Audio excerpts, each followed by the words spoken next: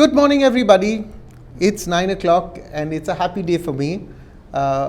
It's Saturday in the 25th week in ordinary time, and I said it's a happy day for me because today the Archdiocesan Heritage Museum, of which I'm proud to be the director and the one who built it, celebrates a decade, 10 years of the Archdiocesan Heritage Museum. But today is also about the Lord's word to us, and the text today is taken from Zechariah chapter 2 verses 1 to 5 and then from verse 10 to 11a. I've entitled today's teaching, "The Lord is my fortress." So let's open our Bibles. Zechariah chapter 2 verse 1 to 5 and then 10 to 11a. I looked up and I saw a man with a measuring line in his hand. Then I asked, "Where are you going?" He answered me, "To measure Jerusalem, to see what is its width and what is its length." Then the angel who talked with me came forward, and another angel came forward to meet him and said to him, "Run, say to the young man, Jerusalem shall be inhabited like a village without walls, because of the multitude of people and animals in it. For I will be a wall of fire all around it, says the Lord, and I will be the glory within it." Now let's read verse 10 onwards. "Sing and rejoice, O daughter Zion, for lo, I will come and dwell in your midst, says the Lord. Many nations shall join themselves to the Lord on that day, and they shall be my people." The word of the Lord. Thanks be to God. Now the book of Zechariah, before we begin, let me say the word Zechariah, the very name Zechariah means the Lord remembers. The Lord remembers. Why? Because perhaps Zechariah himself was born in Babylon. Remember that we are studying 8 post-exilic prophets after the Babylonian exile of the southern kingdom, those who went into exile. After they come back during the Persian period, come back to Jerusalem, they have 8 prophets, and these prophets are called the post-exilic prophets. We have done Haggai, we are now doing Zechariah. So the very word Zechariah means the Lord remembers. So if you look at this book of Zechariah, it consists of 2 parts very clearly. It's a mighty long book. I think it's almost, let me just see that for you now. Yes, it's 14 chapters. So it's almost broken up into 2 equal parts. So the first part of the book consists of 8 nighttime visions, and they are written in a rather apocalyptic style. Now I must tell you, this is, even when I teach this to the ministry of the word, I must tell you that this is one of those tough books, because these 8 nighttime visions all sound very, very bizarre. You know, the visions can best be described at times, as I said, as bizarre dreams or very strange. If you look at these, some of them are very strange images. But these dreams that we will read in the book of Zechariah are symbolic dreams, very much like the dreams that, say, Jacob had in the book of Genesis chapter 28, or Joseph in Exodus chapter 37. In fact, Joseph is called in Exodus the dreamer by his brothers. So, because he had many dreams. Now, these nighttime visions give meaning to the current events that took place in the life of the people of Israel, as I said, who have just returned from 70 years of exile under the Babylonian and then later on the Persian rule. But these visions that we read in the prophet Zechariah also provide a window into the future. The dreams in the book of Zechariah, if you look at them, are arranged symmetrically in such a way that the first and the 8th dream are similar. They have similar elements. Then the second and the 7th dream have similar elements, and so on and so forth. So you'll see as they mirror each other, the dreams. If you actually go through the book and see, the themes practically mirror the first and the last, and then inwards. Now, our text is taken today from the 3rd dream, which, if you look at your Bible, is entitled as "The Man with a Measuring Line." Now, to understand this nighttime vision, to understand this text, we need to situate it in its historical context. So, the people of Israel have returned to Jerusalem by the order of the edict of King Cyrus of Persia. The prophet Haggai moved the people from apathy to action, and work on the temple had begun, as we've read in the prophet Haggai. Now, the prophet Zechariah, whose ministry overlaps that of Haggai, so these two prophets at one time prophesied together, they had an overlapping ministry. So, Zechariah, whose ministry overlaps that of Haggai, now has the task of conveying God's will through a series of nighttime visions. And today's reading deals with the first stage of what might be called the actual recovery of the city of Jerusalem. Now, what part of the city of Jerusalem are we talking about? Specifically, the walls of Jerusalem.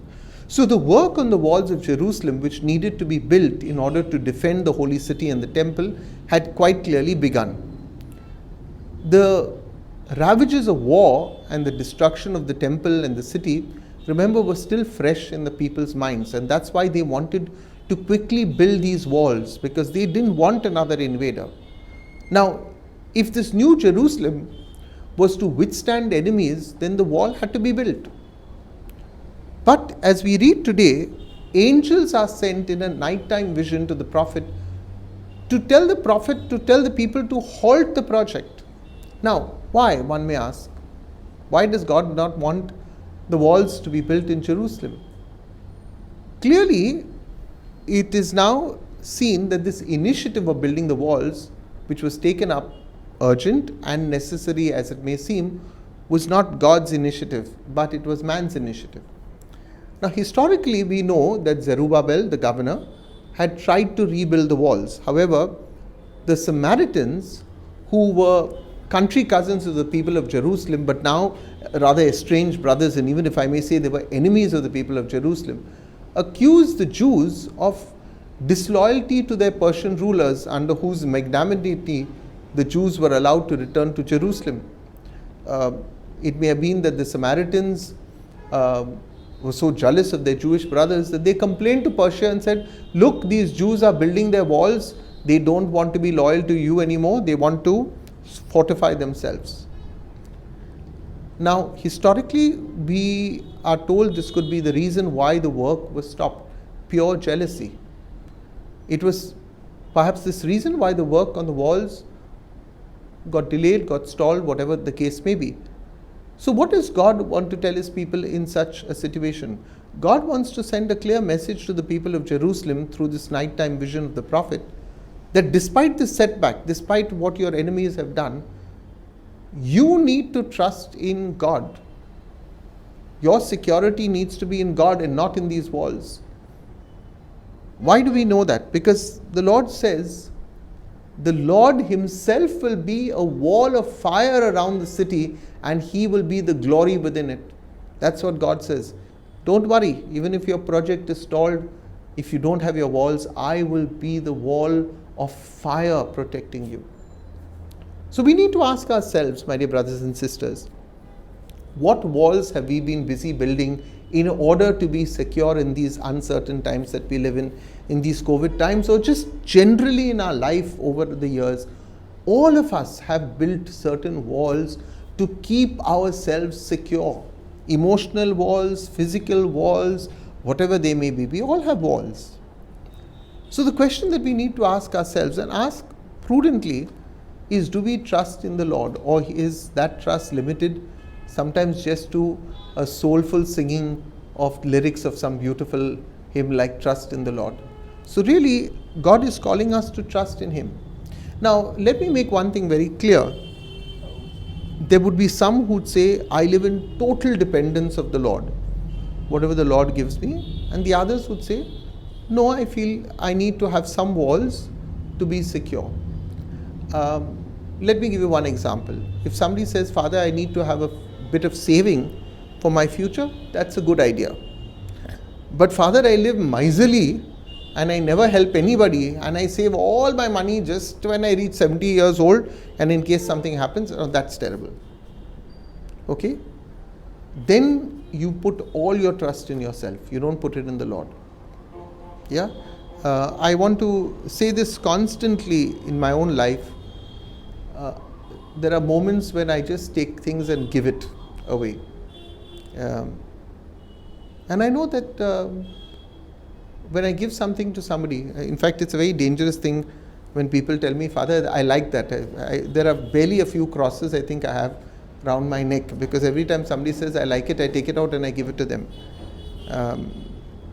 In one of my videos you might have seen, I have a beautiful medallion of Our Lady with, in Latin on the reverse, the words, Holy Mary, Mother of God, pray for us sinners, now and at the hour of our death, amen, in Latin.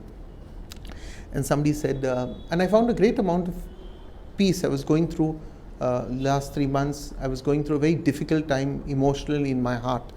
I still haven't got over it, and I don't like to give people the idea that I'm a perfect person. And I don't think you should ever think that any of us are without emotions or problems. But coming back to this little medallion, which I used to keep it around my neck very often.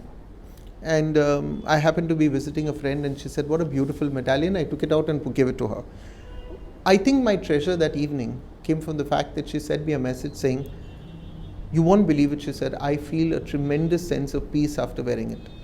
And I said to myself, my security, that which gave me security, whatever security it gave me of our Blessed Mother, was meant to be given to somebody else. So our security cannot always be in our bank balances, in a medallion, in something that we hold on to.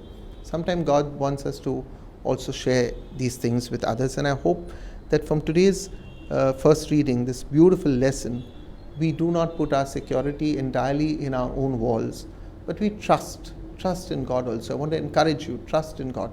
And I'm going to, from now on, share a lot of my own personal struggles with you whenever I can, because somebody said to me this week, Father Warner is perfect, and I'm not.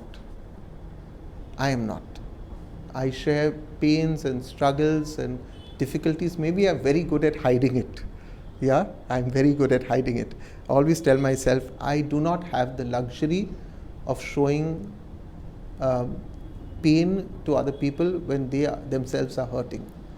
This is something, it's a burden. It's a burden that God has placed on my heart, but I do not have the luxury, but that doesn't mean we are perfect. And I'd like to share sometimes my own struggles with you, so that you know that your priests are not angels who've fallen from heaven.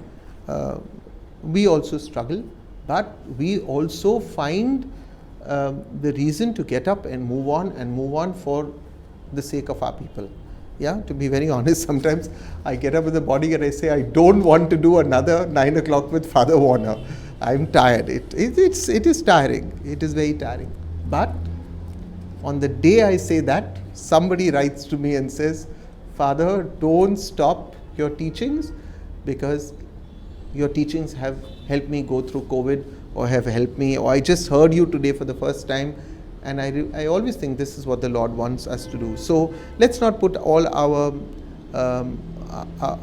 security in the walls that we create, but also be vulnerable, that sometimes God wants us to give and forgive and let go and let His grace come into our life. Let Him become, as Scripture says, the wall of fire around us. And so let us pray. The Father, the Son, and the Holy Spirit. Amen. God, our loving Father, today I want to give you praise and thanks for our beautiful museum and the 10 years that you have given me with this museum, for all those who work there, for all those who serve there, for all those who have come in the past and volunteered their time, for this beautiful house, this place that shows how much, Lord, we loved you in the past and we continue to love you through these beautiful objects of liturgical worship. Thank you for these 10 years of being with our museum. Thank you for being our protector, our shield, our guide. When we had nothing, Lord, just a small empty room, discarded room, you stepped in and through the kindness of Cardinal Gracious gave us this beautiful space, this museum which has now grown in leaps and bounds. Also want to thank you, Lord Jesus, today in a special way for your presence in our lives. You are our wall of fire around us, protecting us, guiding us, guarding us, defending us. Lord, we put so often our trust, as Scripture says, in princes, in things. You are the King of kings, greater than any prince. You are the Lord of lords, greater than anybody we know in this world. You are our Jehovah Jireh, our protector, our God. In our moments of struggle, in our moments of weakness, in our moments of doubt, fill us, protect us, guide us, guard us. Help us to know always that you are with us, that no bank balance, no money in our account, no jewelry that we've saved for a rainy day can ever help us as much as you, Lord God, will help us. That we only have to cry out to you as today Zechariah and Joshua did.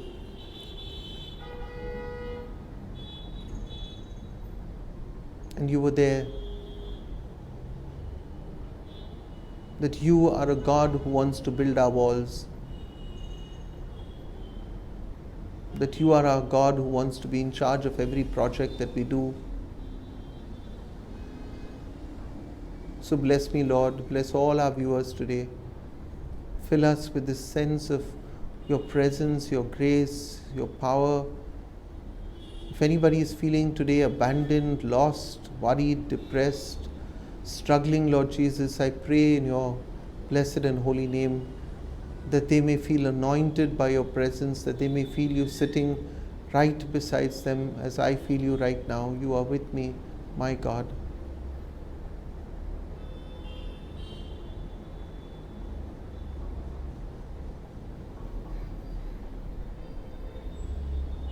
Amen. The Lord be with you, and may Almighty God bless you, the Father, the Son, and the Holy Spirit. Amen. God bless you. Pray for me as I pray for you, and thank you to all our donors who support the Love Joy Hope Foundation. As I always say, don't forget to like this video, share it with your friends, and get others to subscribe to our channel. Once again, thank you for your prayers for the Archdiocesan Heritage Museum. This evening at 5 p.m. His Eminence Cardinal Oswald Gracious will, at a very small function due to COVID restrictions, will release this coffee table book, which I will introduce you to at some time. It's available with me for about 2,000 rupees. If there are bulk orders of more than 10, we will reduce that amount. But it's a wonderful book. That massive fat book, I'll show it to you later. That would be an excellent Christmas gift if you'd like to give friends and family. Give something Christian this year at Christmas. Encourage people. And I don't say this only because it's our book. Give things to people that will fill their heart and their soul, not just cover their bodies. So God bless you, and pray for us today on this happy day.